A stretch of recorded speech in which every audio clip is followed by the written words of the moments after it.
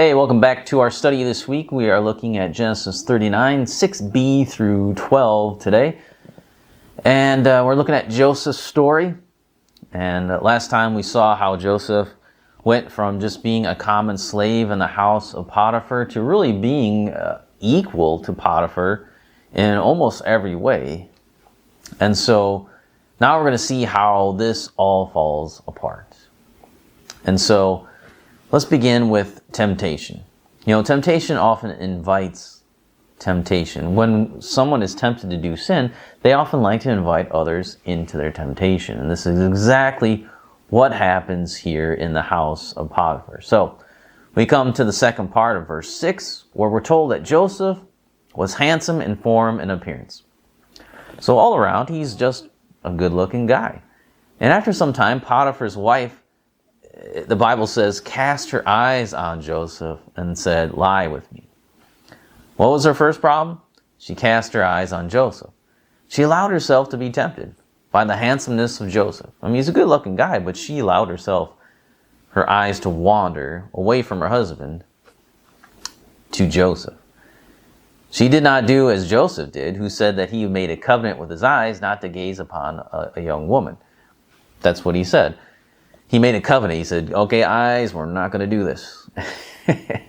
She didn't do this. Potiphar's wife did not do this. She not only was tempted to sin, but she really embraced that sin, right? She was not only just viewing him from afar and lusting after him, but now she's going to act on it. So in verse 10, we're told that she would do this day after day. She would try to entice Joseph to give in, to, spend the night with her. Now, her temptation led her to invite Joseph into the temptation. So, it wasn't just bad enough that she was tempted to sin, but now she's inviting another person into her temptation, into her sin, and inviting him to sin with her. Often this is how sin works, and why bad company corrupts good morals. That's Proverbs. The book of Proverbs has a lot to say about a woman who is like Potiphar's wife. Proverbs 5:3 through 6 says, "For the lips of a forbidden woman drip honey, and her speech is smoother than oil. But in the end she is bitter as wormwood, sharp as a two-edged sword. Her feet go down to death. Her steps follow the path to Sheol. She does not ponder the path of life. Her ways wander. She doesn't know it." So, day after day, Potiphar's wife tried to capture Joseph with her eyelashes, as Proverbs 6:25 says, flittering her eyes. "Oh, Joseph."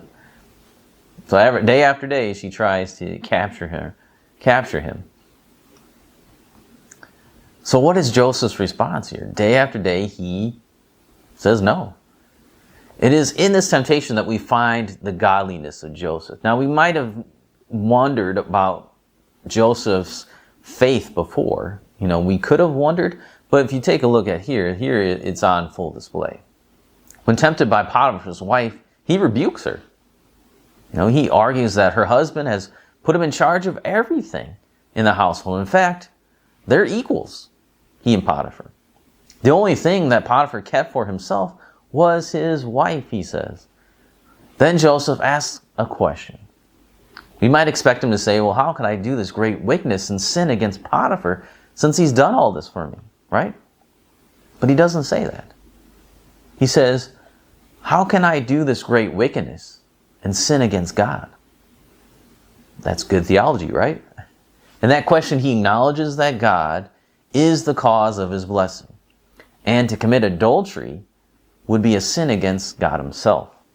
As David would say, "Against you, you only have I sinned and done what is evil."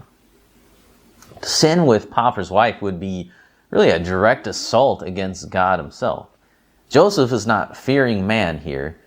He's fearing God. And that's what's driving his actions. If he feared man, he may, try to figure out a way to fall into this temptation. But his fear is God.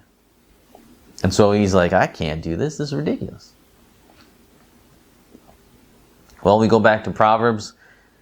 And there it says, "With much seductive speech, she persuades him. With her smooth talk, she compels him." It's Proverbs 7:21. Well, she does this until one day all the other men in the household were outside working, and Joseph came inside to do his work. Now Potiphar's wife, who is not the least bit dissuaded by Joseph's rebukes day after day, tries to force herself upon him and grabs his garment. Joseph fights against her, slips out of his garment, and makes a run for it. Now, according to Solomon, Joseph has made wisdom his sister and insight his intimate friend. Right? That's what he's done. He's made wisdom his sister. He is locked arms with wisdom. And insight is his closest friend. He's thinking, he's smart in the Lord.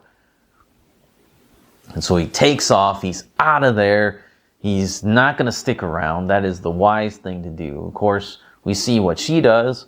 She has the opportunity not to fall into sin, but she is a pagan after all, and that's what she wants to do. Now, since she's been firmly rebuked, it was before it was just, verbally, but now she's definitely made her advances known. She's physically approached him, said, now is the time. And he said no. And now she's not happy. So, come back next time. We'll take a look at what happens in the next part of the story. What is going to happen to Joseph? What happens to Potiphar and his wife? And what's all going on here anyway? So come back next time. We'll take a look at that.